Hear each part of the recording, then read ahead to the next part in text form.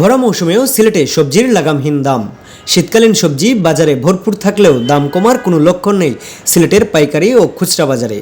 শীতের এই ভরা মৌসুমেও গড় 50 টাকার ক্রমে কোনো প্রকার সবজি কিনতে পারছেন না ক্রেতারা। আজ বুধবার বাজার ঘুরে দামের এই চিত্র দেখা যায়। গত সপ্তাহের তুলনায় 10 থেকে 30 টাকা পর্যন্ত সব ধরনের সবজিতে দাম বেড়েছে।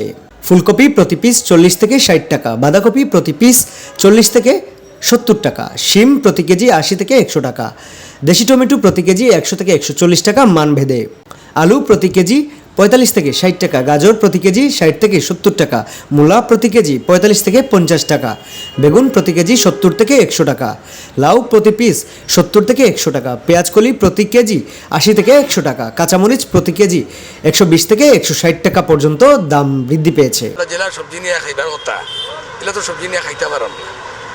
এটা তো কেনার মতন নয়। এখন নিম্ন আয়ের মানুষে মধ্যবিত্ত ফ্যামিলি এরা এখন সবজি খাইতে পারে না।